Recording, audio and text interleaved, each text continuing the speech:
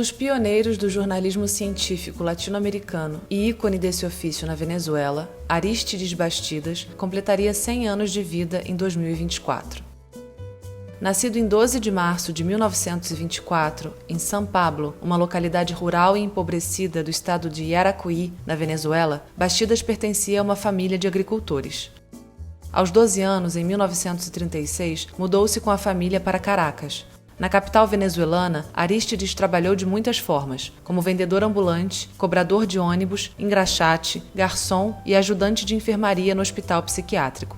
À noite, estudava para completar os estudos, mas pelas dificuldades financeiras só pôde se escolarizar até o primeiro ano do bacharelado. Em 1943, Bastidas se filiou ao Partido Comunista da Venezuela, no qual iniciou sua formação intelectual e política e começou a escrever para os jornais do partido e da Juventude Comunista. 2 anos depois, em 1945, começou a trabalhar como repórter policial no jornal Últimas Notícias, recém-fundado por jornalistas e intelectuais ligados ao partido. Os 6 anos no jornal foram sua escola prática de formação jornalística. Em 1949, passou a trabalhar para o jornal El Nacional, um dos principais jornais do país. Aos poucos, passou também a cobrir a política nacional. Paralelamente à atividade de jornalista, inspirado na tradição de esquerda, Bastidas se dedicou ao sindicalismo na luta por melhores condições de trabalho e aposentadoria para jornalistas venezuelanos. Participou da fundação e foi secretário-geral do Sindicato Nacional de Trabajadores de la Prensa e do Instituto de Previsión Social del Periodista. Com a nova ditadura de Marcos Pérez Jiménez, que implantou a censura aos jornais e a qual Bastidas era opositor, foi perseguido e torturado no início da década de 1950. Para driblar a censura, começou a escrever sobre temas científicos. Sua primeira matéria sobre ciência foi publicada em 1953, quando ele cobriu o encontro da recém-criada Associación Venezolana para el Avance de la Ciencia. A partir de então, passou a se dedicar integralmente à cobertura jornalística de ciência, tecnologia e saúde, algo novo na imprensa latino-americana. Autodidata, Bastidas foi buscando informações nas bibliotecas, nos jornais e nas conversas com intelectuais e cientistas dos quais se aproximava.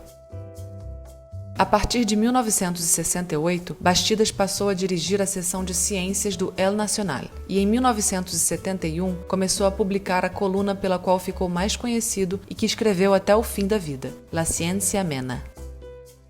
Com uma escrita que buscava ser simples, clara, bem-humorada e utilizando elementos da vida cotidiana do leitor, Bastidas apresentava novidades e descobertas científicas, tecnológicas e de saúde, além de biografias de cientistas. Como ele mesmo dizia, La Ciencia Amena é um conjunto de informações pesquisadas todos os dias e que depois temperamos com nuances de ordem pitoresca, anedótica, por vezes poética, até humorística, e dessa forma damos um trabalho que é recebido pelas pessoas sem perceber que estamos transmitindo ciência a elas. Bastidas defendia que o jornalismo científico seria uma forma de elevar o nível cultural da população, especialmente das classes populares, de suscitar novas vocações científicas e de promover a importância da ciência no desenvolvimento social e econômico do país. Particularmente forte era a sua defesa do jornalismo científico como uma ferramenta na luta pela superação da dependência tecnológica aos países do norte. Bastidas foi responsável pela formação de novas gerações de jornalistas científicos na Venezuela. Em sua sala no jornal El Nacional, apelidada de Brujoteca, ensinava a prática do jornalismo científico aos que procuravam estágio com ele. Em 1969, em uma mesa redonda sobre jornalismo científico em Medellín, Colômbia, Bastidas conheceu o jornalista espanhol Manuel Calvernando, outro nome importante da história do jornalismo científico ibero-americano. Juntos, conduziram a fundação da Associación Iberoamericana de Periodismo Científico, entidade que por 3 décadas organizou cursos, palestras e congressos.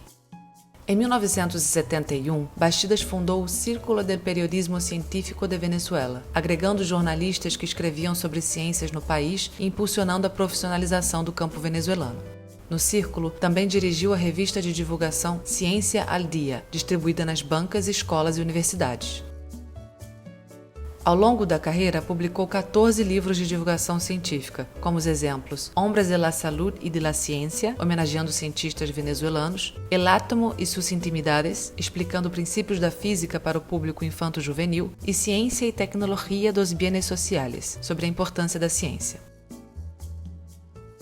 Foi premiado com o Prêmio Nacional de Jornalismo, o Prêmio Latino-Americano de Jornalismo Científico John Heitmeyer e, em 1980, o Prêmio Kalinga, oferecido pela Unesco aos destaques da divulgação científica mundial. Durante boa parte da vida, Bastidas enfrentou graves limitações impostas pela saúde. Sofria de artrite reumatoide, uma condição crônica e degenerativa, e, em decorrência dela e de um acidente de carro, precisou utilizar a cadeira de rodas para se locomover. Em 1975, ele perdeu a visão, resultando na necessidade de ditar aos alunos os textos que publicava. No final da vida, uma doença na laringe retirou sua voz e, em 1992, Bastidas faleceu em Caracas. Em sua homenagem, o povoado onde nasceu hoje leva seu nome.